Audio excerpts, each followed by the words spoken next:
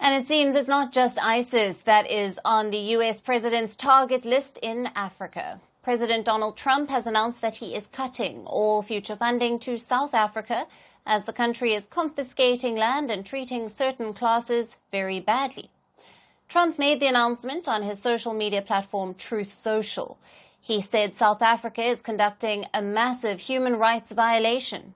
He later also spoke on the matter and said that the Ramaphosa government is in fact doing far worse and that his administration is carrying out a probe. Until that, all future funding to South Africa will be suspended. Terrible things are happening in South Africa. The leadership is doing some terrible things, horrible things. So that's under investigation right now. We'll make a determination. And until such time as we find out what South Africa is doing, they're taking away land, they're confiscating land, and actually they're doing things that are perhaps far worse than that. South African President Cyril Ramaphosa has responded and denied the accusations of confiscations. He says he wants to engage with Trump over the aid suspension. Meanwhile, his mineral minister wants to retaliate. He says if Trump could use aid cuts to threaten South African economy, Pretoria could withhold vital minerals to Washington.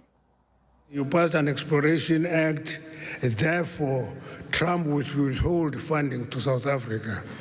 And I said, let's not mobilize Africa. Let's withhold minerals to U.S. That is it. If they don't give us money, let's not give them minerals. But the reality, they take our minerals, but say we're withdrawing funding.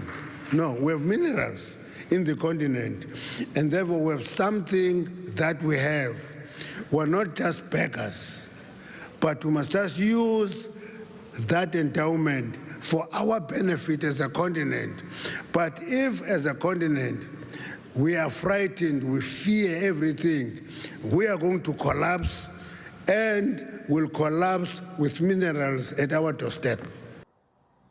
South African President Cyril Ramaphosa last month signed a bill into law that allows the government, under certain circumstances, to seize land without any compensation. Even after 30 years of the end of apartheid, the black majority owns a little land in South Africa. Now, some reports say around 70% of the land in the country is owned by the minority white community. Pretoria argues the bill does not allow the government to expropriate property by force, but that has not convinced the critics.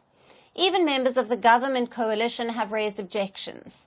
This includes the second largest party, the Democratic Alliance, who joined hands with Ramaphosa's African National Congress last year, after the ANC lost its parliamentary majority for the first time in 3 decades. Now, the party has declared a dispute within the government over the land seizure law and has even asked to reset ties.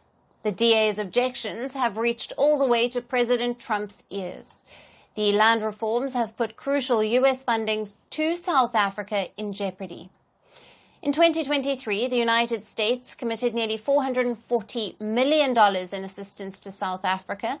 South Africa is also the biggest beneficiary of the African Growth and Opportunity Act, or AGOA, which allows African exports to the United States without any tariffs or duties.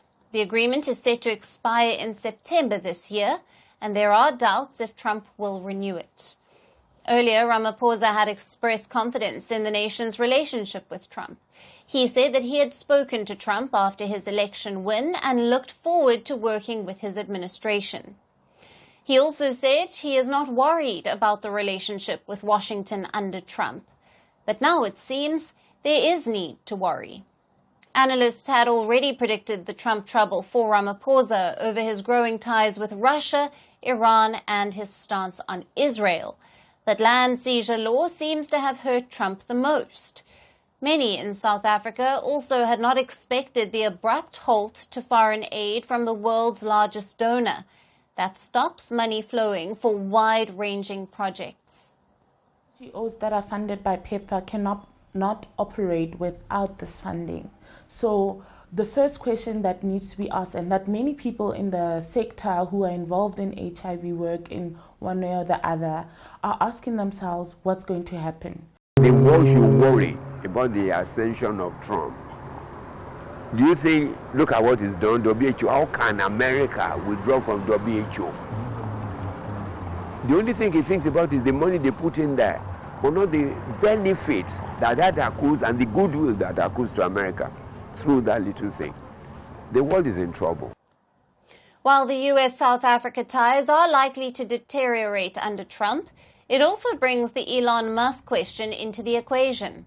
Trump's close ally and the world's richest man, Elon Musk, was born in South Africa. Many saw it as a golden opportunity for the country to strengthen partnership with the US. The SpaceX and Tesla CEO is reportedly in discussions with South Africa over a potential agreement that could bring Starlink satellite internet services to the country. However, Trump's move could be a hurdle. Now, Elon Musk has slammed Ramaphosa for his land ownership reforms. In the past, he also criticized Ramaphosa government for the perceived threats to white farmers. So, how South Africa navigates the Donald Trump and Elon Musk duo for the next 4 years? We will keep bringing you updates on this story. We're calling the show Vantage. We hope you like what we put together for you. Touted as the minimum two-way defense from that video. India's neighbors were the first to send the special edition of Vantage live from the White House throughout the biggest Hindu mandir in. We're on our way to Tel Aviv. City measure, but it's also the perfect way to drive. I don't think that Prime Minister of Bhutan, Cyril, welcome to 60% of the world's office. Prime Minister Modi did the iron. we were actually How are you doing? How do you like? It's been 1 year since that meeting. Iron bars separate you from the outside. Out the vote efforts. Trump had, it says, and at $4.3 trillion, 300 billion by 2030. That's what we need to tackle climate change.